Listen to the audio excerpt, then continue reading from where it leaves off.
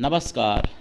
जया तंत्र मंत्र केंद्र में मैं आप सबका हार्दिक स्वागत एवं अभिनंदन करता हूं। मेरे प्रिय भाई बहनों, 2023 6 सितंबर कृष्ण जन्माष्टमी एवं 7 सितंबर को भी कृष्ण जन्माष्टमी। आपको 2023 कृष्ण जन्माष्टमी की आप सबको हार्दिक शुभकामनाएं एवं मंगल कामनाएं। आज मैं जन्माष्टमी के बारे में ऐसी बात बताऊंगा जो आपको अभी तक शायद किसी ने नहीं बताई होगी, जिसके लिए आपको हमारा वीडियो अंत तक देखना पड़ेगा। और आप हमारे वीडियो को फेसबुक पर, व्हाट्सएप पर, ट्विटर अकाउंट के माध्यम से और इंस्टाग्राम पर अधिक से अधिक शेयर करें। अगर सब्सक्राइब नहीं किया है तो तुरंत लाल वाली बटन दबाओ और घंटी बजा दो। सब्सक्राइब करने का कोई शुल्क एवं चार्ज नहीं लगेगा। मेरे प्रिय भाई बहनों, दुनिया में जिसका कोई नहीं मैं उसका हूँ। अगर आपको अपनों ने धोखा दिया है, यदि आपको परायों ने धोखा दिया है, तो आप एक बार मुझे अवश्य आजमाएं। हमारा मोबाइल नंबर है 9305 63 71 73। इसी नंबर पर संपर्क करें, कोई मैंने दूसरा नंबर नहीं दिया है। मेरे प्रिय भाई बहनों, कमेंट चैनल पर कर दिया करो और लाइक कर दिया करो, और जहाँ कर सकते हो वहाँ शेयर भी कर दिया करो। इससे पुण्य का काम होगा और आपका कुछ घटेगा भी नहीं। मेरे प्रिय भाई बहनों, ये फ्री की पुण्य है। सत्य, धर्म, सनातन की बात का प्रचार करना ये बहुत पुण्य का काम है। मैं राष्ट्रीय अध्यक्ष कृष्णा दल आप सबसे निवेदन करता हूँ, यदि आप मानवतावादी हैं अथवा आप सनातनी हैं तो मुझसे ज़रूर जुड़ें। अगर आप में योग्यता हुई तो मैं आपको पदाधिकारी भी बनाऊंगा अपने संगठन में। आप किसी भी जाति धर्म से हैं, देश विदेश के किसी भी कोने में रहते हैं, विश्व में कहीं भी हैं, कोई दिक्कत नहीं। आप हमारे दिए हुए ज्ञान से भरपूर लाभ उठा सकते हैं। देखिए, अब आते हैं जन्माष्टमी की बात। जन्माष्टमी की मैं साधना तो बता चुका हूँ, लेकिन जन्माष्टमी, कृष्ण जन्माष्टमी जब बुधवार की पड़ जाए तो बहुत अच्छा होता है, और रोहिणी नक्षत्र भी हो तो देखिए, बुधवार की वैसे तो सप्तमी है 6 सितंबर की, लेकिन रोहिणी नक्षत्र है बुधवार को, तो जो बुधवार को जन्माष्टमी मनाएंगे वो सर्वोत्तम है। और जो अपना अष्टमी के हिसाब से मनाएंगे वो तो बृहस्पति को मनाएंगे भाई, लेकिन बृहस्पति को रोहिणी नक्षत्र नहीं मिलेगा उनको, और रोहिणी नक्षत्र बुधवार को ही मिलेगा। और भगवान कृष्ण का जब जन्म हुआ था तो दिन बुधवार ही था और नक्षत्र भी रोहिणी था।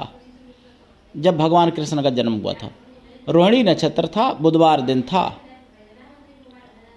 तो इसलिए बुधवार दिन इस बार पड़ रहा है 2023 में 6 सितंबर, और नक्षत्र भी रोहिणी है।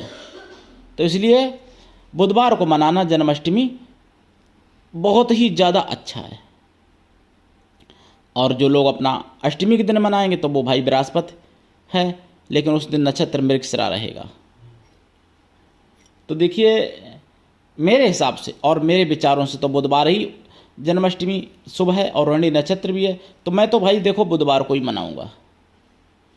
और आप लोगों को मैंने दोनों बता दिए हैं, दोनों में से जो आपकी मर्जी हो आप करिएगा। और लेकिन अगर इसी जन्माष्टमी पर आप अगर दीक्षा जैसे भादों के महीने में ली नहीं जाती, लेकिन जिसको संतान की चिंता ना हो, देखो भादों में दीक्षा लेने से संतान हानि होती है।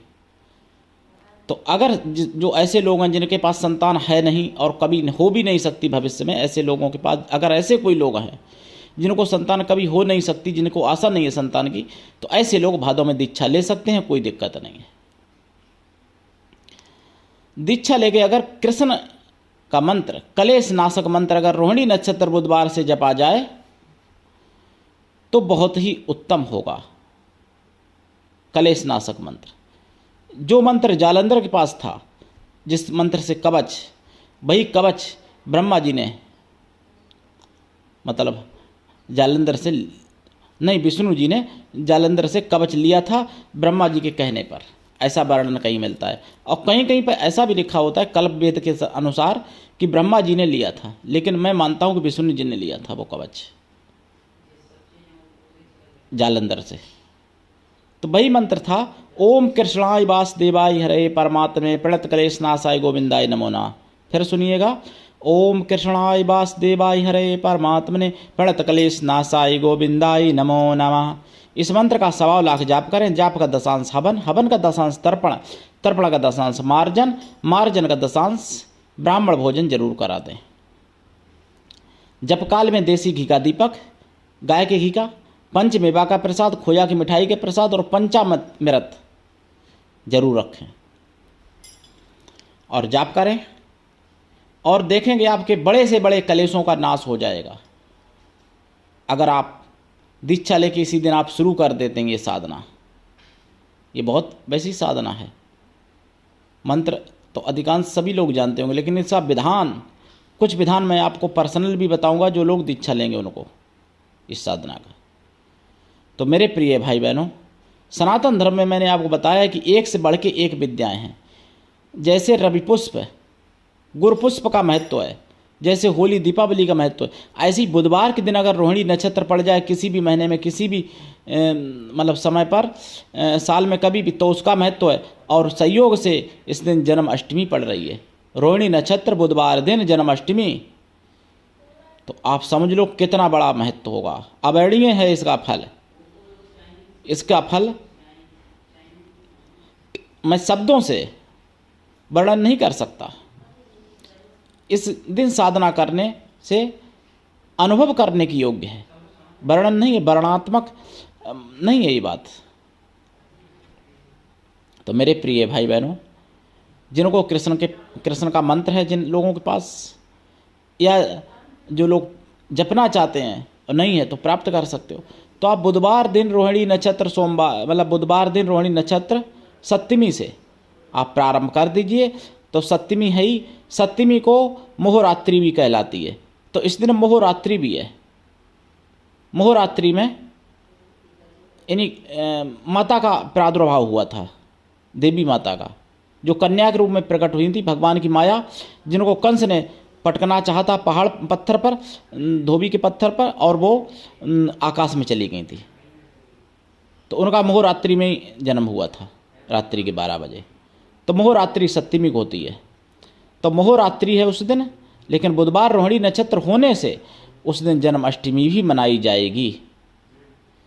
तो इतना बड़ा संयोग कि मोहरात्रि, जन्माष्टमी, रोहिणी नक्षत्र, बुधवार, मैं क्या बताऊं कितना दुर्लभ संयोग ये है, जिसको आप अभी तक तो किसी के द्वारा शायद नहीं सुने होंगे। तो इसलिए मेरे प्रिय भाई बहनों, उठा लीजिए लाभ। और हाँ, ये दिन प्रेम का भी है। कलेश घर में ना हो, पति पत्नी में, माँ बेटा में, भाई बहन में, या बाप बेटा में, बाप बेटी में, माँ बेटी में, मतलब कलेश नहीं होना चाहिए इस दिन। इस दिन प्रेम से रहना चाहिए अपने प्रियजनों के साथ। अगर इस दिन भी कलेश करोगे तो समझ लो फिर पूरा जीवन ही कलेश में होगा, ये भी समझ लो आप। क्योंकि बहुत लोगों को मैंने देखा है, स्वभाव होता है लड़ने का, अकाड़ लड़ने का स्वभाव होता है। घर में, परिवार में अकाड़ लड़ते हैं, लड़ाई का मौका ढूंढते हैं कि कब मुझे कोई मौका मिले मैं लड़ूं, और जब मौका नहीं मिलता है तो तब भी उनको लड़ाई का दौड़ा जैसा पड़ता है, दौरा जैसा, और वो लड़ने लगते हैं अपने परिवार में। तो अगर इस दिन लड़ोगे तो जीवन फिर लड़ने में गुजर जाएगा पूरा। और मैं क्या बताऊं आगे, कुछ अशुभ नहीं कहना चाहता, क्योंकि आप सब हमारे हो, हम आप सबके हैं। लेकिन मुझे जो समझ ले वही इंसान मतलब कहना चाहिए, वो हमारा पूर्ण रूप से है। वैसे तो सभी महान हैं हमसे ज़्यादा, तो हम तो भाई एक अपने को तुच्छ प्राणी मानता हूँ। लेकिन मेरे प्रिय भाई बहनों, आप जाप कर लीजिए, साधना कर लीजिए, इस दिन से आपके भाग्य बदल जाएंगे। ऐसा कोई कलेश नहीं है जो इस मंत्र से नष्ट ना हो। तो उठाइए लाभ। और सनातन का जब उद्धार करना चाहोगे, जब सनातन के लिए आप आवाज़ उठाना चाहोगे, तभी कल्याण होगा। नहीं तो पूजा पाठ लाख करो और सनातन की जहाँ पे बात आए वहाँ पे ना कहना चाहो, या सनातन का जो विरोध कर रहा है उसको सह लो, तो भी ये पाप है। जितना पाप करना पाप है, उतना ही पाप सहना भी पाप है। मैंने सुना था 3 सितंबर 2023 में, 3 सितंबर को मैंने सुना है सुदर्शन न्यूज पर। जो शाम को 8 बजे आता है, बिलदास बोल, कि एक तमिलनाडु में एक सुअर ने कहा है कि मैं सनातन को ख़त्म कर दूंगा। एक सुअर नेता है, कुत्ता तो वफादार बहुत होता है, तो कुत्ता तो कहना उसको कुत्ते का अपमान होगा, इसलिए मैं उसको बोलता हूँ कि सुअर है, एक पागल सुअर। उसने कहा है कि सनातन एक मलेरिया डेंगू जैसा है, सनातन को समाप्त कर देना चाहिए। तो ऐसे सुअरों को जवाब देने के लिए तैयार हो जाओ मेरे प्रिय भाई बहनों। जो सनातन को समाप्त करेगा तो उसको पहले ही समाप्त कर देना चाहिए, जो कि वो सोच ही ना पाए। ऐसे लोग ना जाने कितने हैं भारत में जो सनातन को समाप्त करना चाहते हैं। तो उनको उन्हीं की भाषा में आप उत्तर देना सीखो, तभी बच पाओगे। नहीं तो भैया मैं क्या बताऊं।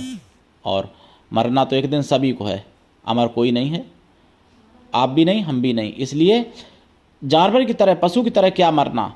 अगर मरना ही एक दिन है सबको, तो फिर अच्छी मौत क्यों ना प्राप्त हो, वीर गति को क्यों ना प्राप्त हो। भाई बहनों, वीर गति को अगर प्राप्त होते हो तो स्वर्ग मिल जाएगा, और अगर वीर गति नहीं मिलती है, यानी मृत्यु नहीं होती है, तो यहाँ आपको पुण्य लाभ तो यहाँ तब भी मिलेगा। और अगर वीर गति को प्राप्त हो जाते हो तो पुण्य लाभ भी मिलेगा, वीर गति भी मिलेगी, मतलब स्वर्ग को प्राप्त हो गए।